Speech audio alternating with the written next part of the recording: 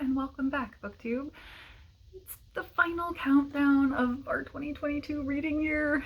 We are in the last couple hours at the point I'm filming this, as we all probably are trying to fit in what we can in the last few hours before we wind down the year, relax, potentially. I'm having a very quiet New Year's Eve at home, so I will be doing some reading, but I'm not shooting for the moon. I have pretty realistic expectations of how it's gonna go, so we're not gonna cram in a ton more reading. So let's talk about what I did finish this week, because I did knock out some things that really targeted my goals. Yay, very exciting. So big push at the end to focus toward goals, and I did really well hitting a sequel first. So I finished Into the Riverlands by Nghi, and I actually read this Christmas morning.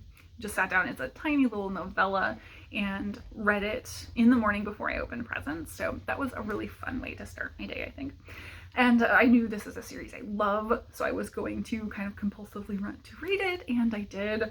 This is an odd entry because the other entries kind of had a stylistic element and very strong themes running through them, and this one doesn't as much. So for this series, we're following a cleric, Nghi, who they travel around through this area and are gathering stories. They're collecting history, really, whether it's literal factual history or, these more whimsical mythic stories that are important to the culture of the area. They're doing that. They're collecting this all and writing it down.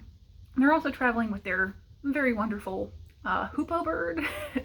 It's a kind of a deity or mystical being of some sort that inhabits the body of a hoopoe bird. So it talks, and its name is Almost Brilliant. And Almost Brilliant is kind of a kick in the pants. I love the character, but Nghi, being this very stoic character who's kind of almost a blank character. They don't have a ton of strong, loud personality. They're very mellow. Almost Brilliant is very boisterous. So the two of them together is just great. And we missed that for book 2. Almost Brilliant wasn't there, and they're back now, and it's just a great dynamic between the two. So that was wonderful. It's also interesting here that this feels like a very much a journey novel. It is. The two of them are traveling with some companions along the road into the Riverlands, as to the title. So there's kind of a meandering quality to the storytelling of this, in that they're just sort of journeying along and recounting different stories to each other along the way. And I enjoyed that, but it does feel meandering. It doesn't really feel like it's cohesive towards something, and that was fine, but for me it just wasn't as strong as the previous entries in this series. This was an interesting setting compared to the others, because we've had very different settings previously. I think this one, we're journeying into this kind of brutish land, really wild lands full of bandits and rogues, and so they're under threat as they're traveling and wondering, maybe are the rumors not true and everything's fine, we're safe, or are we actually we should be scared this whole way? And so it just really is a cozy read. This whole series is, because it's so much about the connectedness of storytelling, and I think this does really capture that. So I really like both our cleric Nghi and Almost Brilliant. I like the side characters, I like the setting, I like the storytelling and the prose. I think this one was a weaker entry in the series, but still great reading. Then I read on audio one of my physical TBR shelf books, Things in Jars by Jess, and this was phenomenal. I loved this so much. I'm so glad I got to it. If you have been around since last year, I kind of had this underlying project to read modern women-authored gothic novels, or gothic vibes novels, because it seems like that's been a prominent thing that's going on trend-wise, and of the ones I read, this was by far the best for me. I think in part it mixed a lot of the elements that the other books had, but then it also actually pushes into the really creepy, weird stuff, where gothic often doesn't work for me because it's so focused on alluding to maybe something creepy is happening, use your imagination, but maybe not. And this does actually have the creepy. So this is following Bridie Devine primarily as our main character in two timelines. One is her present as an adult. She is a widow. She's kind of this weird, like, she's in a forensic role, but she's also doing like private detective type work. So she gets caught up in this private case she's taken on for a man whose daughter has been kidnapped. And he doesn't want to go to the police because this daughter was being kept a secret for reasons. So she gets wrapped up in all of this. But at the same time, we are seeing a second timeline that is Bridie's own childhood. And we see how she came to be this person who has all this kind of medical knowledge. She was orphaned and purchased. She was bought as this street urchin in order to kind of help, assist, because she had a really smart, sharp mind. So she was taught all these odd things for a young girl growing up. And as she grew up in this household with a very kind of affluent family who were very different from her, and a son who was not very kind to her along the way. And not just her, to many others. And she felt a lot of protection toward the others that were around her that were not treated well by this family. And so that's kind of what drew her into this role of protecting others, of this private investigation role. And so these two things seem very disparate, and of course they come together somehow.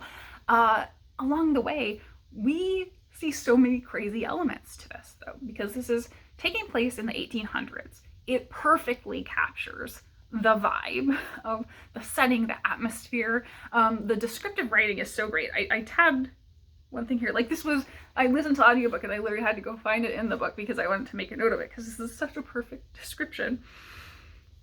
The slums are as they have always been, as warm and as lively as a blanket full of lice. Like, that's such a good description. She just has a way of writing and really having a rich, dense, detailed atmosphere.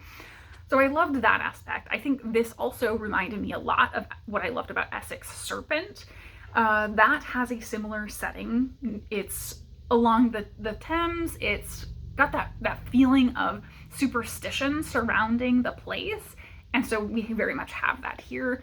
We have a real class disparity that I saw both in the Essex Serpent and in Bellman in Black, another one that I read. So seeing the layering of having read these other works and connecting them all together is really great.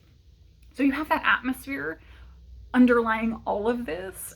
And then we have the actual creepy stuff where it's incorporating the superstition of the time in Carnival of Oddities, the kind of butchery and really gruesomeness of what was the modern surgery theater at the time. The doctoring practices that were going on were really gruesome. Like, there is grave robbing, and very early on, we meet an actual ghost who becomes a prominent character along the way. We definitely have these really mythic elements to this. I mean, confirmed mythic elements. There definitely are non-real things in here beyond the ghost that are all about processing, I think, for the people of this time. And that was something I saw with Essex Serpent as well, where like there may be a mythic element there, but it's more about the people putting their superstitions and the things that are happening to them with plague, with class, onto this mythic element. And this, it's, I think, more direct to the character. Bridie is such a strong character, but she's been through so much. So as we head toward the end of the book, there are these very literal elements of release that are, I think, really about her releasing past trauma or getting over past abuses. And I think this book has a lot of that really woven into the story. So I loved so much about this. I think this definitely put Jess Kid on my radar to pick up some more books, because I adored the book. And I know Jess Kid has a brand new book out just recently too. So yeah, I'm going to be looking to get to some back catalog and new books from this author, because this was fantastic. I will kind of throw out content warning for this though, because it is quite gruesome, going back to, you know, things that I said with the surgery theater. Yeah, you see actual amputations, things like that. There's real gruesome cruelty, death, animal cruelty is throughout here. So there were some really hard moments for me content-wise, but I think it achieved something that I was looking for in like a really creepy, dark Gothic novel. It was a success. So last, but certainly not least at all, is Biblical Literalism, a Gentile Heresy by John Shelby Spong. So I have definitely a deep interest in biblical literalism, because I was raised that way in an evangelical household, and I'm not religious now. So mostly because of a literalist view. So I kind of have to give that backstory, I guess, in that I was raised that way. I was raised very isolated in terms of views and diversity. I was homeschooled my whole life, so I never went to school, in part for that reason. So when I got to college, I did 2 years at community college, just like, which is, you do your general education type stuff, liberal arts, that sort of thing, and then you can transfer that to a 4-year university. So I did that. When I did that, I was too young to go to university. So once I was 17, I went away to university and did my 2.5 years there. And the university I went to was a Bible college. I don't have a degree in the Bible or any biblical field. I have a technology degree, but because I was there at this this Bible college, their general education requirements did include an Old Testament and New Testament semester, one each. So I had to do that on top of what I had already completed. So that's why it took me an extra semester. So getting into that, like everything I had been told about the Bible as every word is literal history, fact, true, didn't really hold up once we got into, these were very much not like devotional classes. They weren't, you know, reading the Bible and thinking about what you feel about it. It was history, culture, context, language. It was learning about what the meaning behind these verses in the Bible are.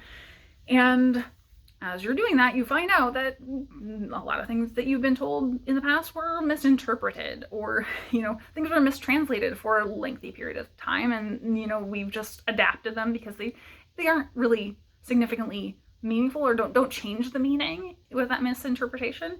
But we know that X, Y, and Z from the King James Version is wrong. And, you know, things like that come up, and you realize, well, okay, so I never actually had to have faith because I had been told this is literal history. So I never went through a loss of faith moment. It was, I accepted these things as fact, and now I have new information that tells me they're not factual. So I'm in a weird place in terms of my kind of religious transition toward non-religion because of that. And I think biblical literalism obviously is the biggest part of that. So I'm not trying to knock down anybody that is biblical literalist in talking about this or anything like that, or say it's wrong, but you do have to take it on faith. And I just never was that person. So anyway, onto the book and how this is contextualized with my personal understandings now. So his premise here is very interesting because he's specifically looking at this from a Jewish context. That's the whole premise here, is a Jew involved in actually hearing these sermons in the Gospels would not ever have the idea of taking it literally. It just wouldn't be a thing for them. So he kind of starts off a bit strong, going after modern Christians, not in an attacking way, but I think if you were a literalist coming into this, you would kind of find it very dismissive of you, because he does kind of just go, well, yeah, we know that, you know, X, Y, and Z are not literal. So that does rub me maybe the wrong way for approaching the audience of this book. But he quickly goes into the ideas of, well, modern Christianity, or even Christianity for most of its history, has shown no interest, no curiosity in the religion of its founder, basically. So we look at Christ, and he was a Jew, but we all kind of logically know that he was practicing, he was going to the synagogue, he has all of these religious festivals and the meaningful days incorporated, but a modern Christian has no curiosity, if they were to talk to a Jew, to understand what their faith and practice is, right? But that's completely integral to understanding what the message of Jesus in the Gospels was, according to this book. And I mean, I think it should be, but we just don't really think about that, or in my experience with Christianity, we don't. Throughout my years growing up in the church, it was very much an understanding of Jesus as a cultural and ethnic Jew, but you don't really think about his religious practice, his faith as a person. And so that's a really interesting thing that I hadn't really thought about before, how strongly the church is dismissive of that, and the lack of curiosity about that. So as he's delving into that, the biggest thing that he's getting across through this, and the book, the entirety of the book is just breaking this down, that this is approaching the Gospels, breaking them down as the liturgical calendar of the Jews. So through a year, or it can be a 3-year calendar, but the standard 1-year calendar, they have a cycle to go through specific sort of sermon topics over the course of the year, covering the Torah.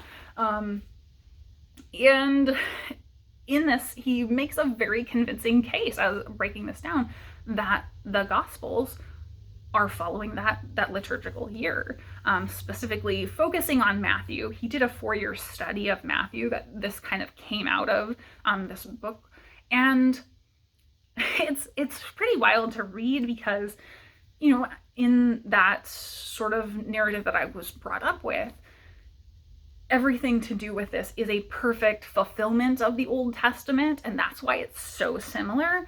And he is saying it is not similar because it's an exact historical account of something that happened that was, whoa, this is just exactly the same, this is the thing they predicted. It's because the people giving these sermons were following a liturgical calendar that needed to hit this story on that day, and they were taking the liturgies of the Jews and wrapping them in Jesus. And so that's why there's the familiarity. That's why there are exact quotes from the Old Testament, because they were specifically putting this story of the Old Testament into a Jesus framing. And it was very convincing. I really enjoyed reading it so much to hear about that. And you can see, I tabbed it up like crazy, because there were so many new insights about that yeah, I can't get across the details because there's just so much to dive into.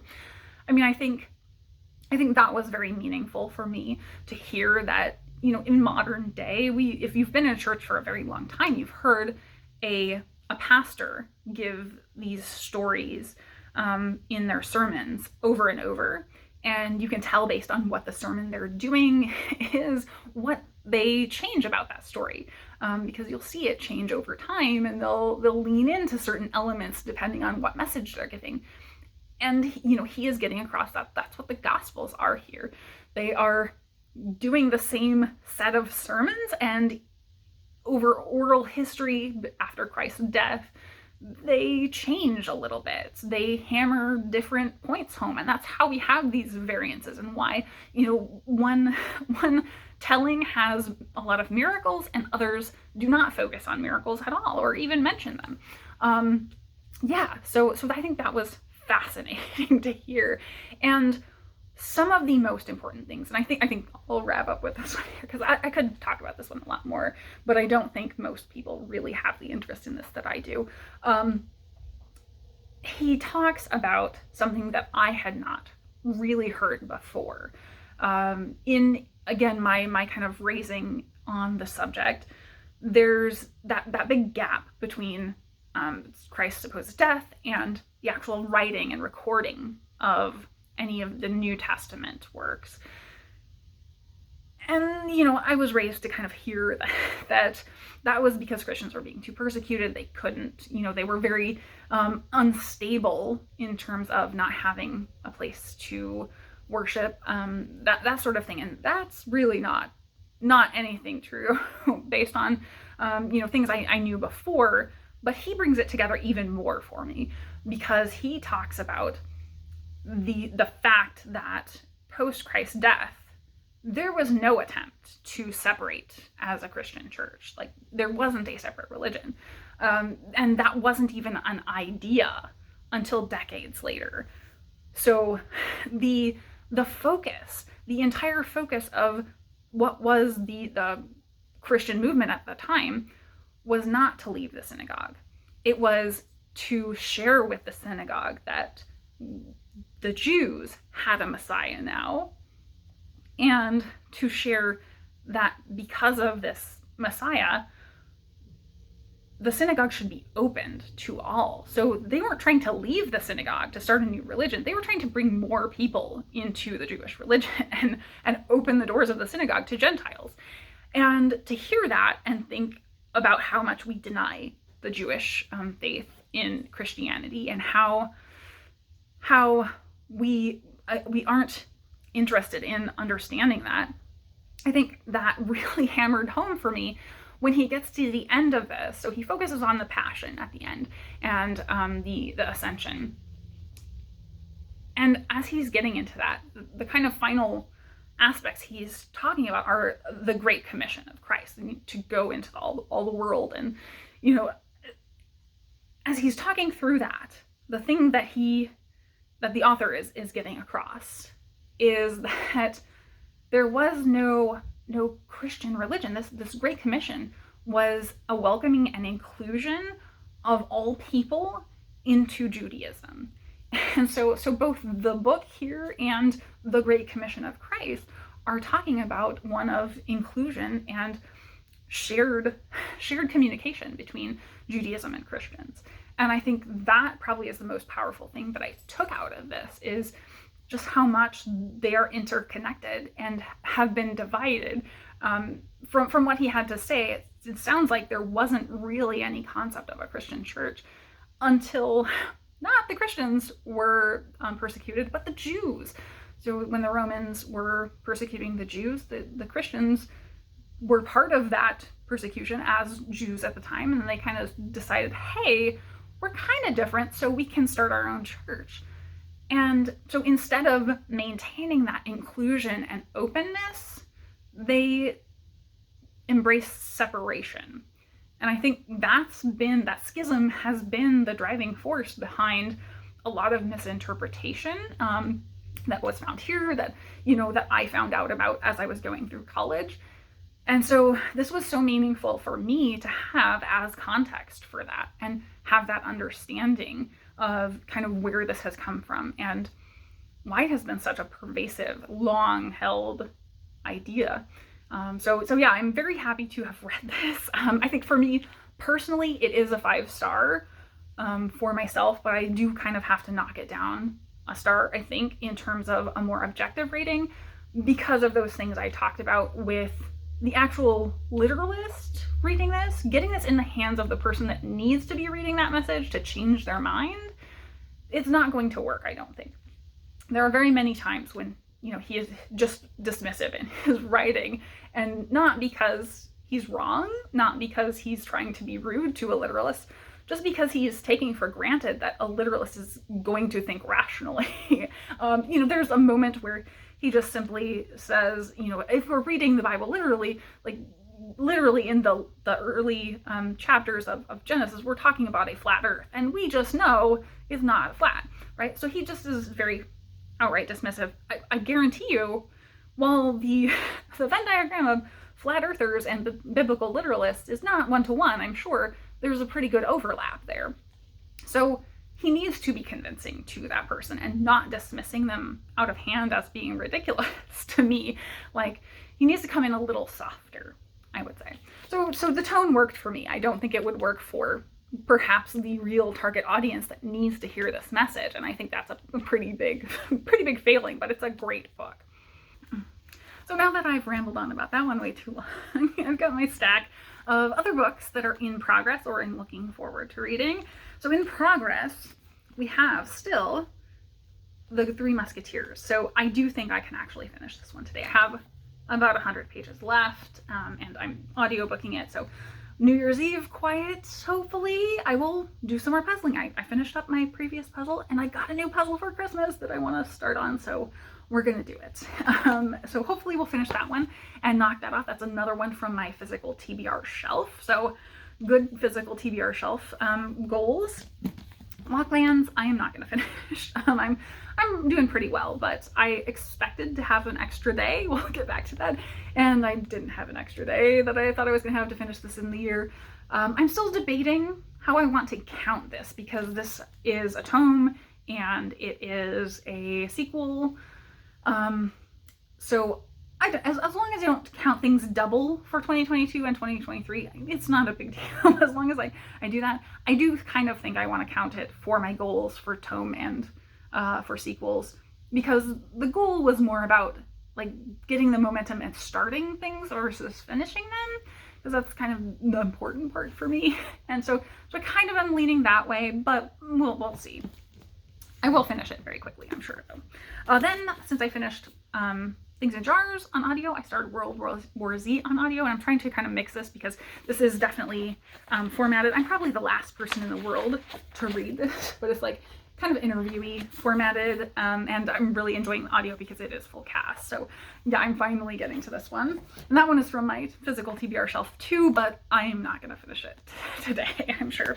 Hot and Badgered. I did not make any progress. This obviously was not a priority. It was just for fun reading, and I kind of needed fun reading this week, but I just backburnered it to focus on finishing up the stuff I wanted to get done for the year, and I've really enjoyed everything I've been reading, so it really didn't take away from any of it. And then finally, I have one I want to read today, and that is Madeline Miller's Galatea, a short story. It's very short. It's teeny tiny. It's got little margins, so this one is gonna, I think, be before midnight read, maybe, or around midnight, to kind of give myself something special to read for the new year, or to ring in the new year, perhaps. So yeah, this will be a short, quick read this evening. So that, I think, is everything. I did also watch a ton this week. It was a very hard week, and so I was really trying for distraction. I watched a couple movies, which is unusual for me. First, I watched Falling Into Christmas. It was pretty terrible, cheesy, and also entertaining. So it was worth watching, I would say. It was so bad it's good kind of situation where they knew they were being really goofy. So that's the one with Lindsay Lohan and the blonde guy from Glee. I can't remember his name. But so they're kind of competing ski resort owners, or like Lohan is the daughter, really rich, wealthy, affluent family who run the super ritzy ski resort, and then the guy runs kind of the little local community bed and breakfast that's really struggling and about to shut down, right? So the Christmas has to save the day of this little community loved bed and breakfast. And so it was cute. It was very goofy because it is like an amnesia trope. The falling is literal. And it's cute and sweet because she, of course, goes through some personal growth of being this rich, entitled snob to forgetting everything and winding up learning a lot and becoming kind of a different person. So yeah, it was cute and sweet. I also rewatched Single All the Way, which is just this delightful gay Christmas movie that I think came out on Netflix last year. And it's it's so charming. It's got a great cast. We're kind of getting that fake dating where Michael Urie, who's wonderful, absolutely love him, is just a dating failure, and he and his roommate go back to his hometown Christmas with his family as a couple, and everybody's so happy that they're finally together, but they're actually fake dating, and of course it turns into real dating. That sort of thing. So fun, so wonderful. I loved rewatching it. Love the side characters are just lovely. And then I watched Glass Onion, so the new Knives Out sequel, or Benoit Blanc series sequel, whatever we're calling it now. I know Rian Johnson came out saying he didn't want Knives Out to be on there because it's not a series. That was the specific movie. Anyway, so that was really great. I think that was a fairly long movie, and I was just transported for the whole thing. Though there's a pretty big twist in it. I mean, I don't think that's a spoiler. It's a mystery novel, a mystery movie. There's a big twist. I don't think there's any way you could see that coming. Like, you can't solve this one, I don't think, in terms of that part. Like, you would have no way to know, I don't think. If you did know, I would love to hear about it, because yeah, there's no way people could figure out the twist in the middle. Anyway, so that was movies. Then in shows, I watched a couple of things. So I watched Love is Blind, season 3. I've just finished that. And whoa, crazy pants. The first 2 seasons, I was still pretty on board with the people, and most of them seemed okay until you start getting like really far in. They start having conflict and they just melt down. This season, they weren't out of the pods, and I was like, none of these people are going to end up together. They are a hot mess. Yeah, and I was proved wrong at least once, so it's very interesting, very, very interesting show. Really trashy, really enjoyable to watch, and very transportative. I just flew through it. What else? Oh, Murderville. The Murderville Christmas episode. I almost died laughing.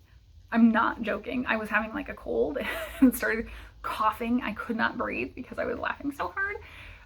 Yes, I love Murderville. So Murderville is, it's an improv show that stars, I can't think of names right now. I don't know why. Same guy as Lego Masters, the host there, because I've been watching Lego Masters as well.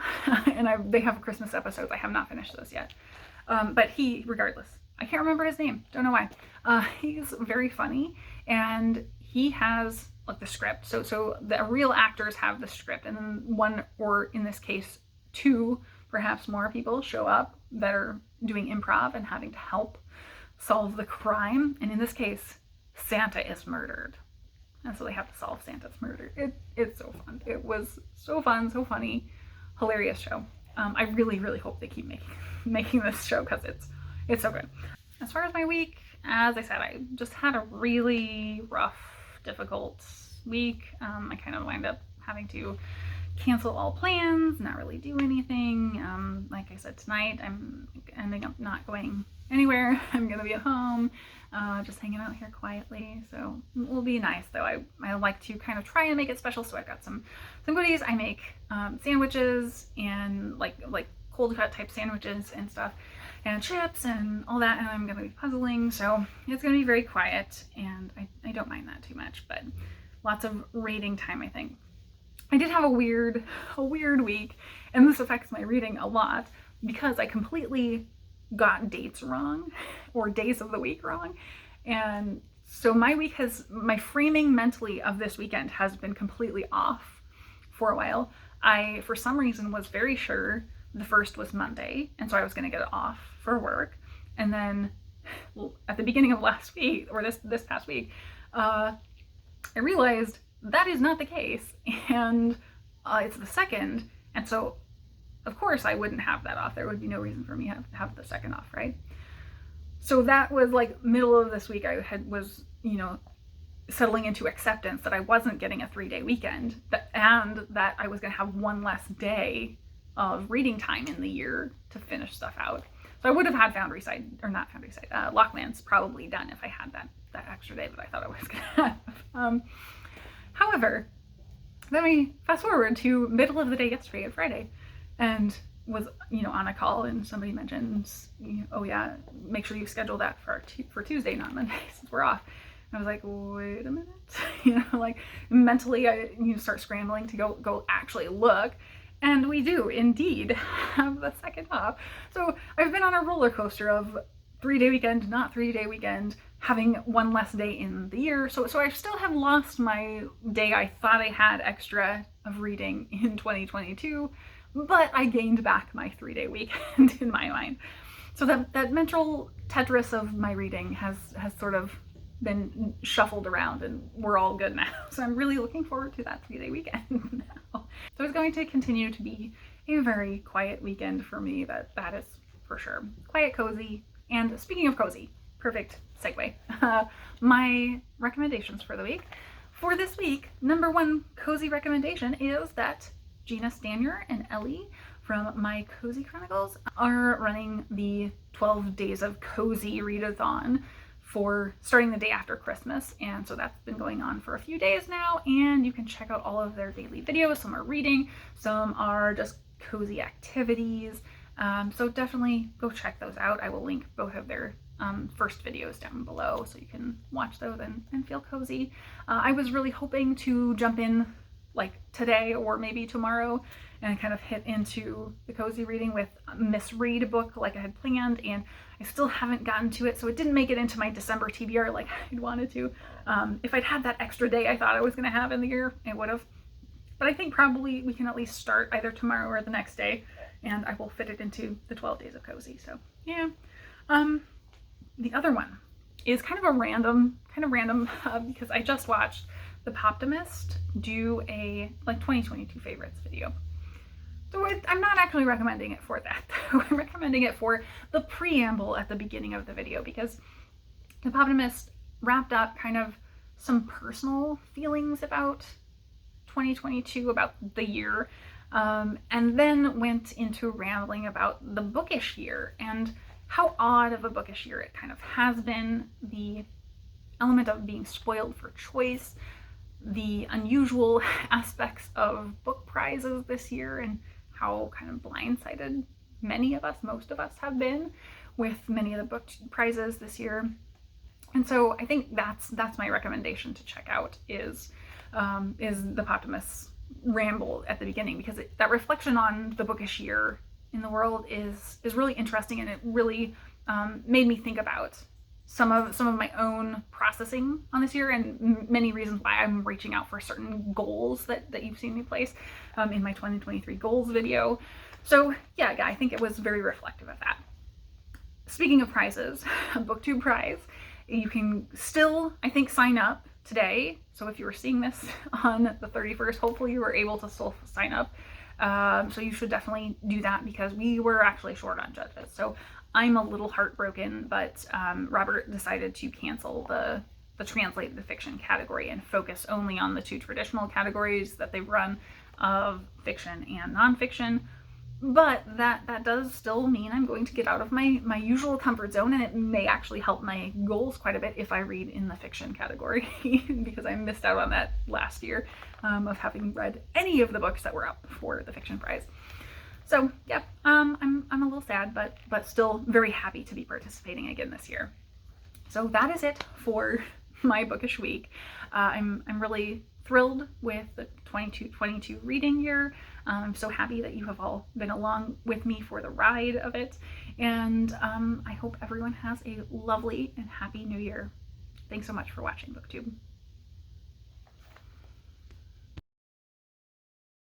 Rue, are you wrapping paper? Did I leave this out too long and now it's your home? Rue, hey.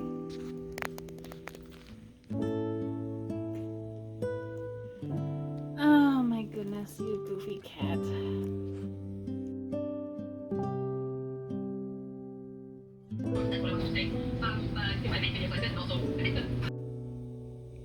This towel is supposed to be for wet dogs, not cats. Clearly, they know the rules very well.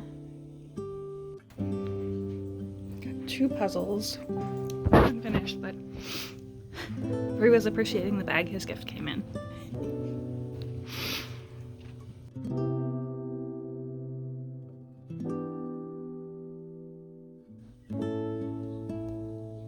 It's flurrying again. You are accustomed to assassinate people, but I warn you, I shall defend my glory in this one. And I really enjoyed this. And let me mention this next week. One of us playing next week. Is it only our one? Pressure my copy. Because they do well before from the library. And also, see, I really liked it because it took like that title trope of the Narnia-like setting and being villains. And the foul is that wasn't necessary. And the rest every day is all the same value. I'm thoroughly enrolled in episode those. So Aldi has the best raviolis. Cook those. I'm making a very not vegan sauce with butter, white wine, mushroom, onions, garlic, and some cut leaf spinach. Yum yum yum. And done with a little Parmesan to finish. Look at this ridiculous bottle of wine I got as free reward because I have a wine subscription. Cat for scale. It's a scary bottle of wine. Ah. This is your weekly cozy video. Bumble between my feet, as per always.